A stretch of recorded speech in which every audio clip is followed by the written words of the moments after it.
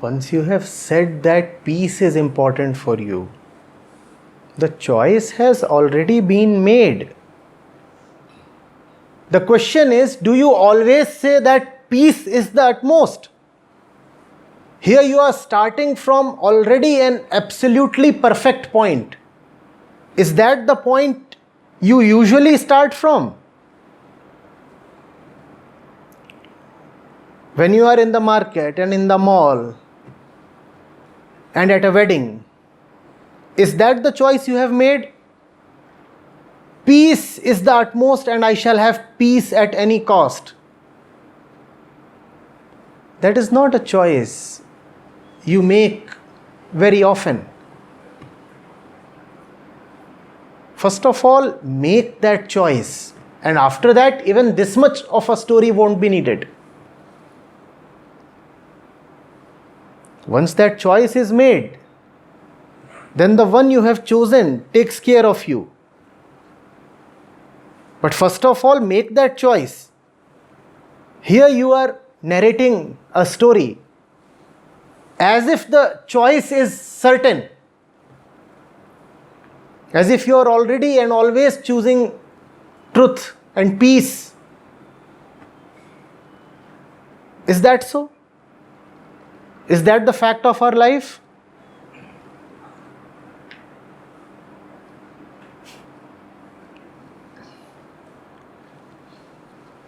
Make the right choice, and after that, you won't need a narrative.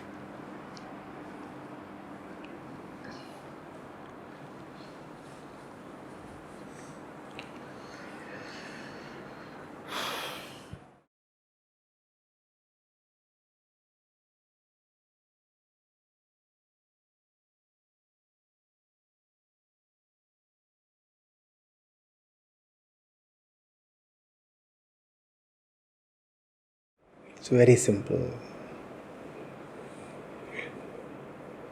Knowledge comes only till the guest room of your house. There can be no intimacy there.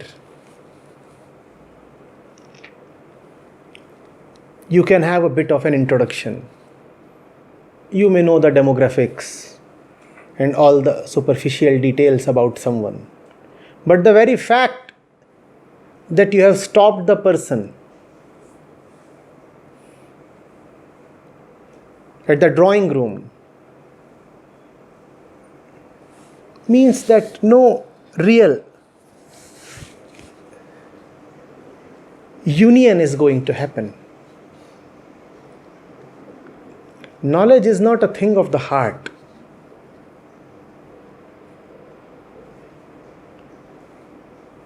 And knowledge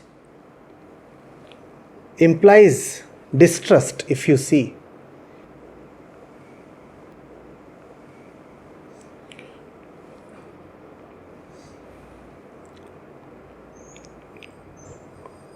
Otherwise, why would you barricade someone from getting into the interiors of your house? Why would you say, here, right at the entrance is your place? That's knowledge.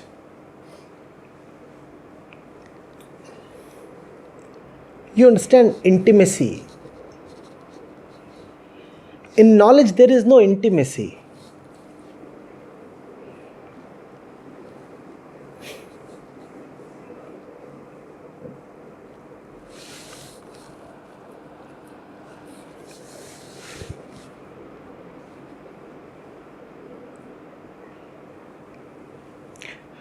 You see, freeze this movement. Just sit as you are, as the kids play. Statue. So, statue.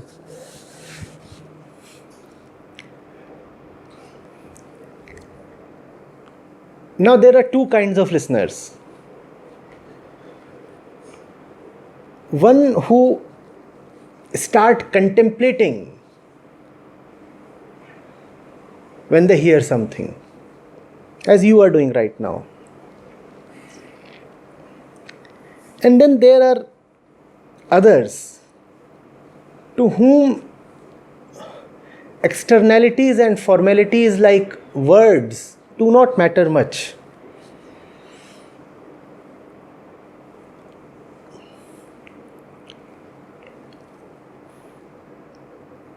For them, the presence is enough.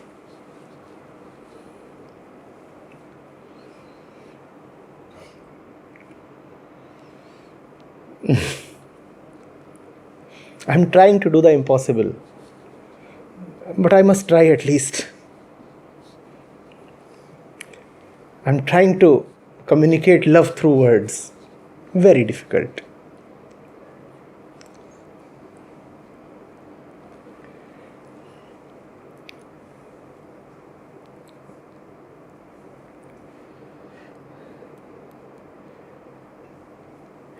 You may listen to these words for 1,000 years.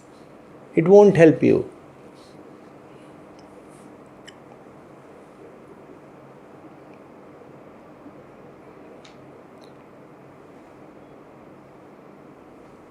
It's something else that helps. Something else that gives life to these words.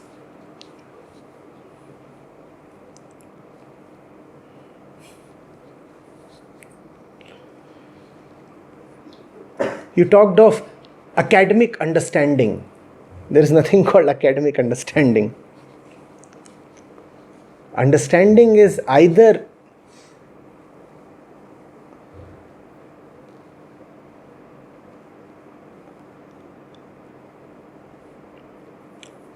of the heart or not there at all.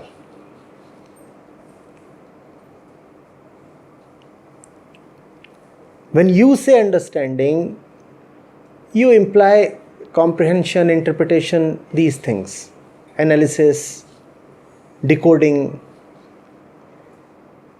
translation, rephrasing, all the gimmicks that you can play with language.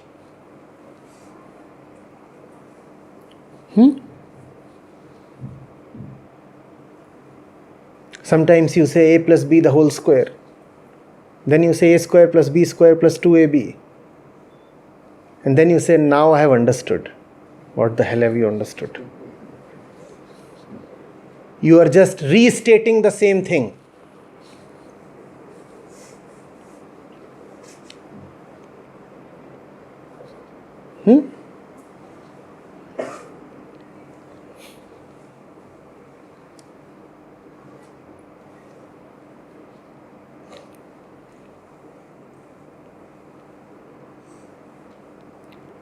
So I said, Ram's love. And your academic understanding says, love of Ram. What have you understood? You have just reconfigured the words a little. Neither do you know Ram, nor do you know love. But when I say Ram's love, you say the love of Ram. And you claim that you have understood. And you call it academic understanding. Academics would cringe on being brought into this discussion in this way.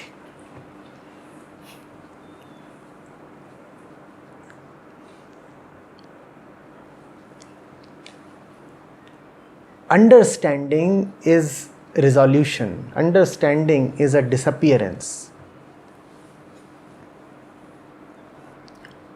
That which is touched by understanding disappears. So when understanding touches a question or a problem or an issue, it disappears. So understanding basically is nothing, it's an absence.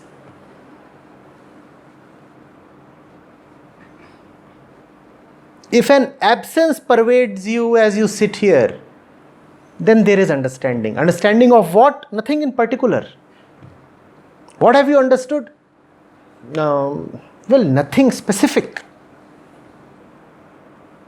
Just understanding is there.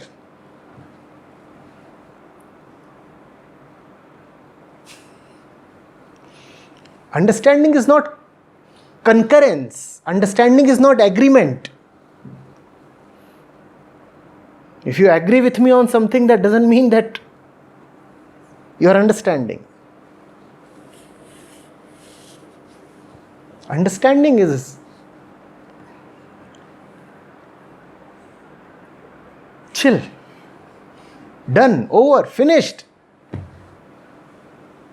Game up. That's understanding.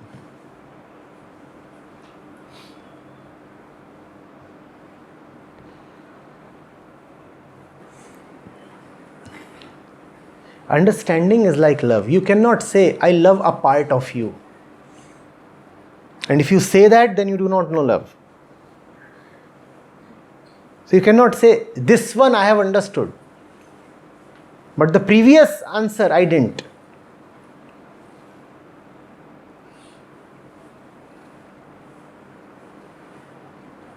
Is there something called a half silence?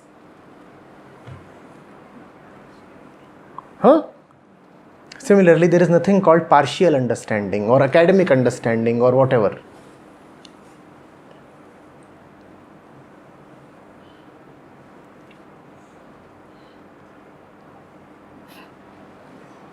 Also,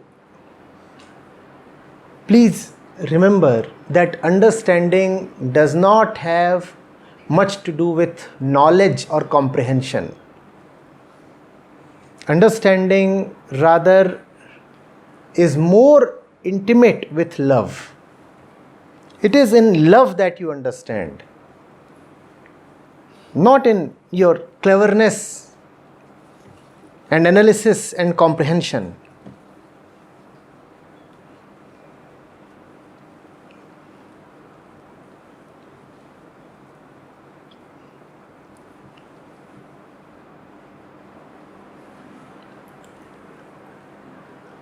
My rabbit sits near me as I speak and understands, and he never comprehends anything.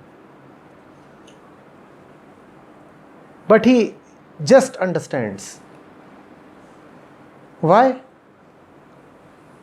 How do I know? Because he is at peace.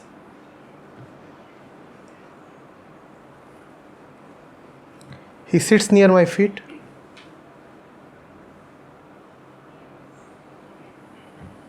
He has had his grass and a biscuit, and he is at peace. Understanding. What does understanding have to do with intellect? Nothing. And then there are those who keep scratching their heads and distorting their faces. They are trying to make sense of what I am saying. And when I perceive somebody trying to do that, I utter even more nonsense. I say, now take this and try to put it in a pattern. Try to extract some sense, some logic from it. And then the person would be grimacing even further.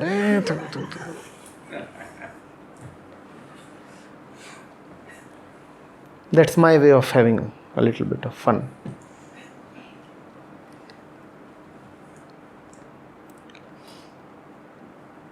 So 50 of you are here. And my little rabbit won't be afraid because he is with me.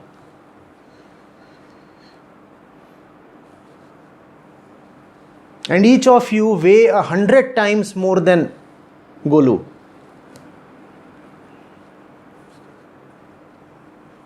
And he is relaxing, not worried, not concerned. In front of 50 alien elements of a foreign species. Right? Each weighing 100 times more than him.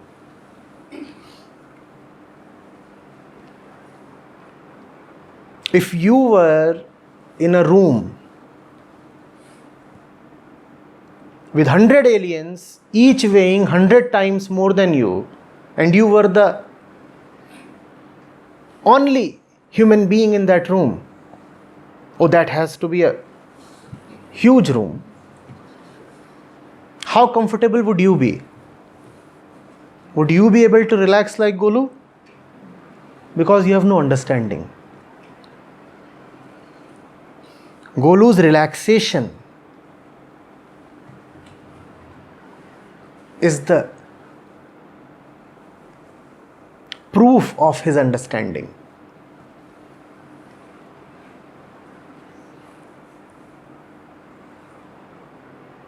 Our tension is the proof of our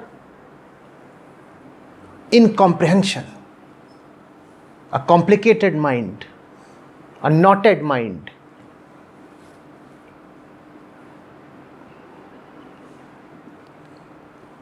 For Golu, it is sufficient that he is with me. So he puts no conditions whatsoever on the room. He says, I don't want to know who all have come. I do not want to know what their intentions are. I have only one condition. I will be with the master. And whenever I am speaking, he would be around.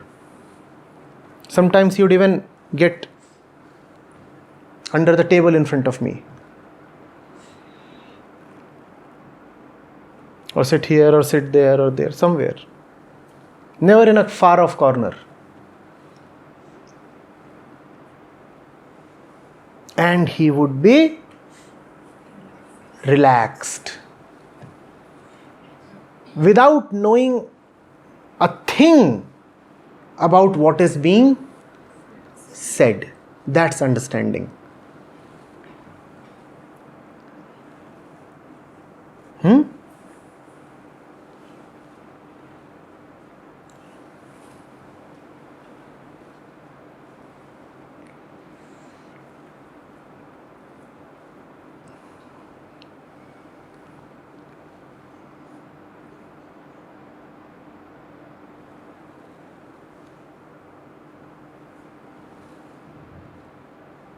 We were having this camp in Rishikesh, and a few people from outside India had come over to join that camp.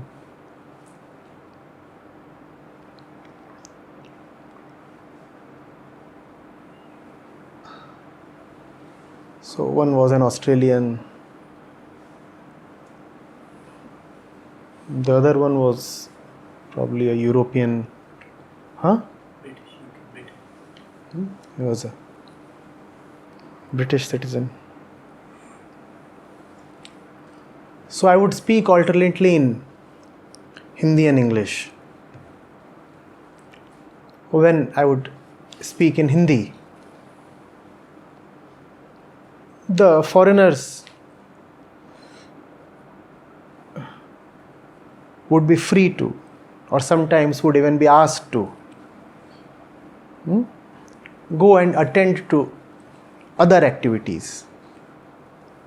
Parallelly, some other activity would be conducted for them. And here the Hindi discourse would be on. So once it happened, I was speaking in Hindi, and two of them came and sat a little outside the door where I could not see them, but they could hear me.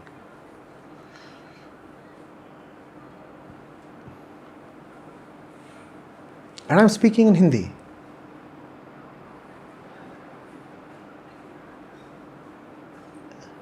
One hour later, I was told they were in tears. What were they comprehending?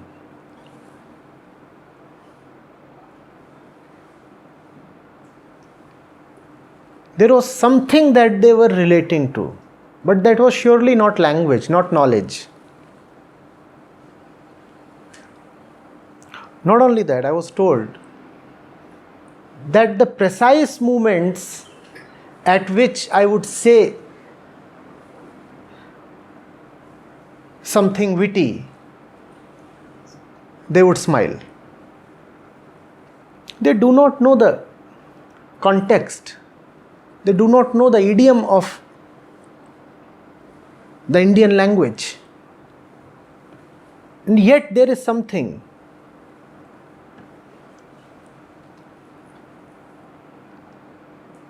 between them and me. That's intimacy. That's the same thing that is there between Golu and me. If that is there, you understand. If that is not there, then you can keep listening to these words, as we said 1,000 times, and yet you would remain dry.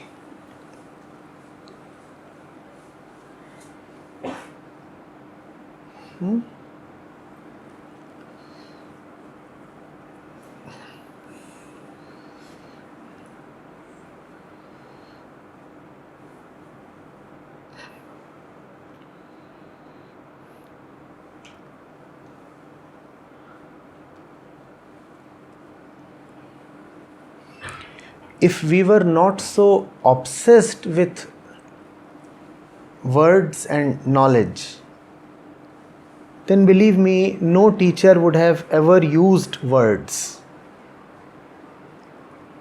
Words are used not because spirituality has something to do with profound words. Words are used because we do not even begin to listen unless there are words. You will find it extremely odd if I just come and sit here saying nothing.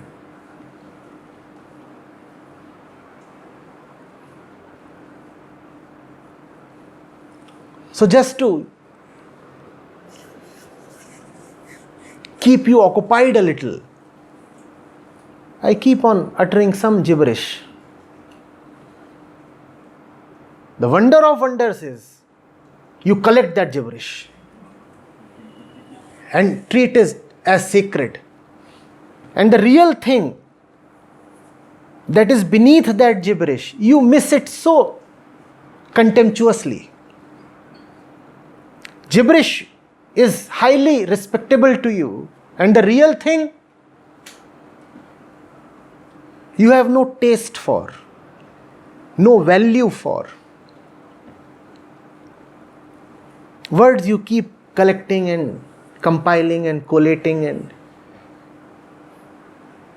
some random sentence you will post here and there, and beneath that you will write Acharya ji.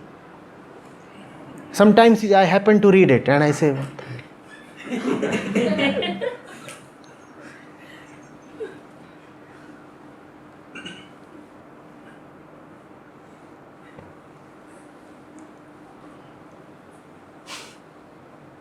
Mommy met Tommy, together they went to Ronnie. Acharya Prashant. What is so special about these words? What exactly have you found in this quote? There is nothing there. There is just nothing there. But not only you type those quotes and make posters, but when those things are put here and there, social media, whatever, somebody will respond with 2 trees. The other will say, I will bring a jungle. So there will be 10 trees, 14 leaves, 6 flowers, 4 butterflies. Why? Is there any love between you and me? That's the question to ask. If not, what is this tamasha you are doing? Making posters? Phool patti? And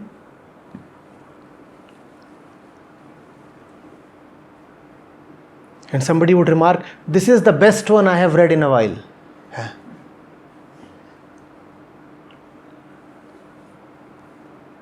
The intention is to convey that I understood not only this one, but other ones as well, and I could compare this quote with the other ones and come to conclude that this one is better than the other ones.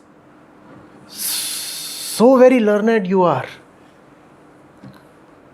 You could take this, you could take other quotes, you could weigh them, and you could conclude that this one is one up on the others.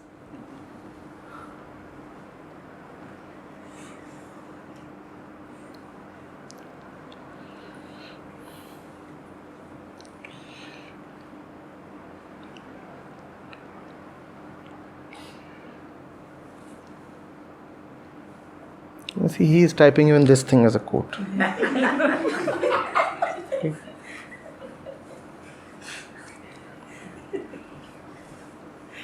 And sir will make full patti on that. Today all of you have been added to that group. What else is the purpose? Read some insane stuff in the name of Acharya ji and say, glory to the Lord.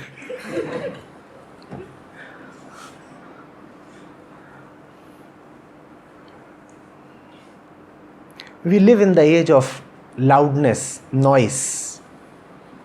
We do not know silent love.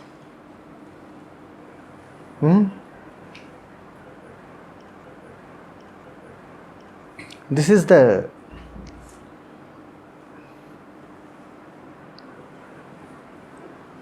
age of loudspeaker affairs. You propose on social media.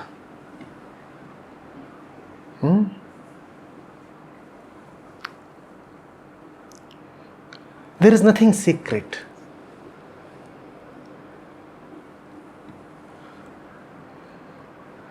There is nothing that is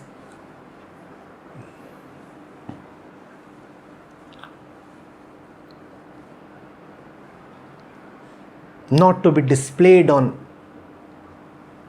portals, not to be demonstrated at a crossing.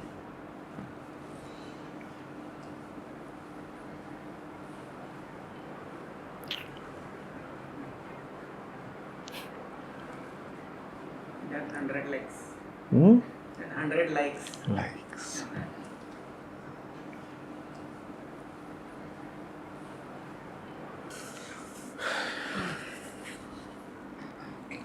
Sir, you have enough knowledge. I'm sure you're a professional. I'm sure you have 20, 30 years of experience. You'd have read books, if not in thousands, then in hundreds, right? Knowledge is in the domain of these things, the worldly affairs. You already have enough of it.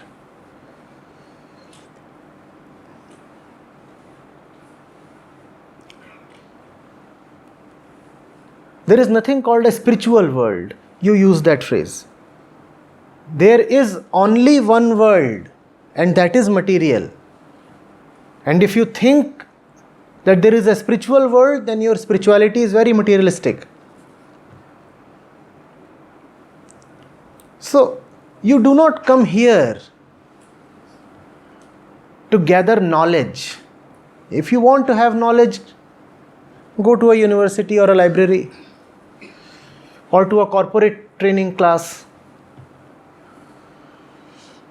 or Google, or sit with an encyclopedia. What do you come here for? I don't know. And it's great if you too don't know. For if you come here with a purpose, you will miss both the purpose and the real thing.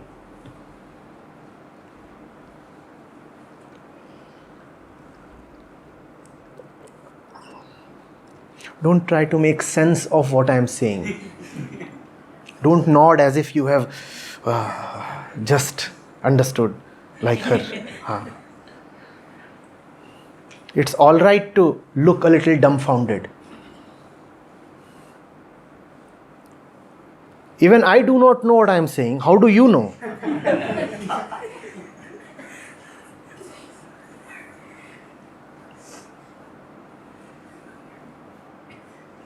But we find it imperative to act smart and studious and knowledgeable, don't we? If we say, what is going on? Then the world would accuse us of idiocy. So it becomes obligatory upon us to keep acting knowledgeable all the time. Yeah. I like that point in particular. But you know what? This one did not agree with the fourth statement he made.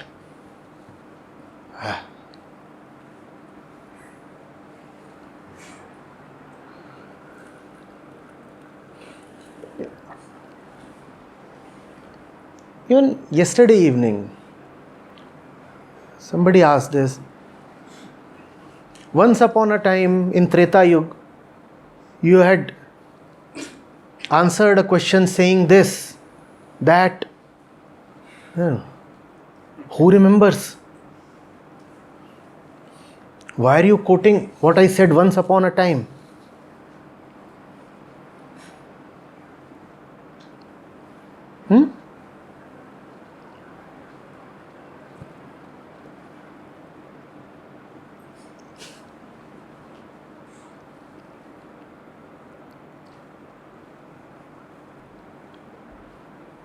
With such an academic mindset, tomorrow you will put all these questions in front of me and say, answer any 5.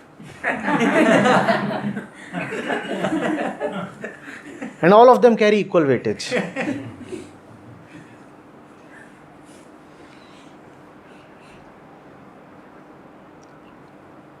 And keep marking me as I speak.